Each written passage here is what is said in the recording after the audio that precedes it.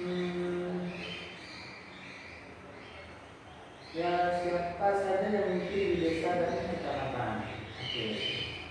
Untuk kelas 4 kalau mendengarkan dan simak ya materi tentang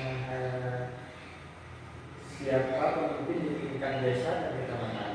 Di Indonesia, struktur pemerintahan terbagi tiga tingkat yang paling bawah ya. Untuk memastikan pelayanan publik dan pembangunan berjalan efektif, dua tingkatan yang paling dekat dengan masyarakat adalah desa dan kecamatan. Mari kita kenali siapa saja yang memimpin di desa dan kecamatan. Bisa. Yang pertama, kepala desa atau lurah ya. Kepala desa adalah pemimpin tertinggi di tingkat desa.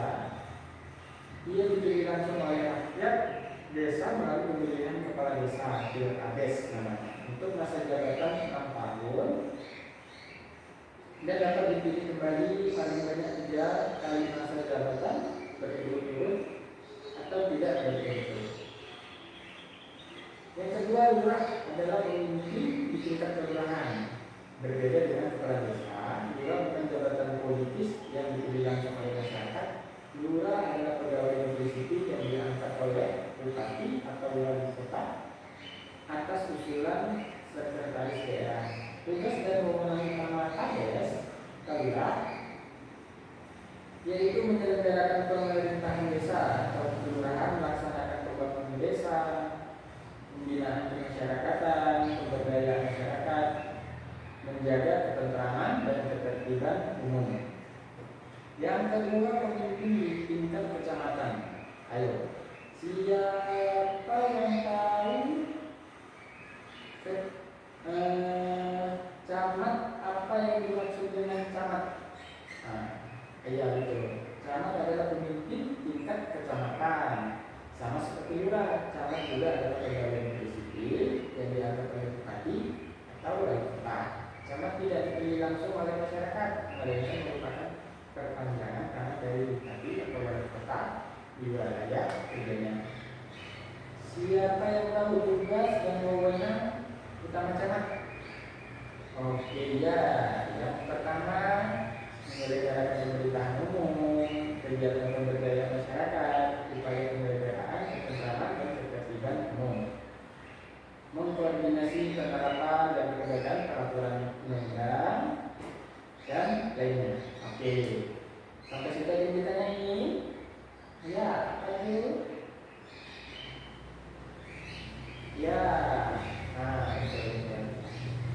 salah satu tugasnya itu tadi sama itu mengkoordinasi penyelenggaraan kegiatan pemerintahan dalam perangkat daerah di wilayah kecamatan. Oke. Untuk kelas 4 buka LKS halaman 25 ya. Di situ ada tugas tentang materi kita hari ini. Kalau dikerjakan dengan baik. Oke. Untuk kelas 5 materi pelajaran kita PKN yaitu tentang NKRI. NKRI. Siapa yang tahu tentang NKRI? Ya, betul. Negara Kesatuan Republik Indonesia adalah pilar Indonesia yang dibangun oleh satu warga negara. Itu bukan hanya sekedar nama negara, tapi juga representasi dari sejarah perjuangan, keberagaman, dan cita-cita hidup bangsa. Apa itu NKRI? Ini kita sebutkan tadi, bentuk negara di mana kedaulatan berada di tangan pemerintah pusat dan tidak didelegasi kepada daerah. Artinya, meskipun ada pemerintah daerah seperti provinsi, kabupaten, desa, kelurahan, semua kekuasaan tertinggi tetap berada di pusat. Daerah-daerah diberikan kewenangan untuk mengurus rumah tangganya sendiri atau disebut dengan otonomi daerah. Jadi dalam kerangka dan batasan ditetapkan oleh undang-undang yang dibuat oleh pemerintah pusat. Sejarah lahirnya NKRI. Nah, ternyata NKRI ini tidak lahir begitu saja. Proses pembentukannya adalah hasil perjuangan panjang dan berdarah pahlawan bangsa. lahirnya sebelum itu kemerdekaan. Berbagai kerajaan Nusantara di masa lalu menunjukkan adanya persatuan dan kebesaran wilayah, namun belum menjalankan bentuk negara kesatuan. Jadi dia terpisah-pisah.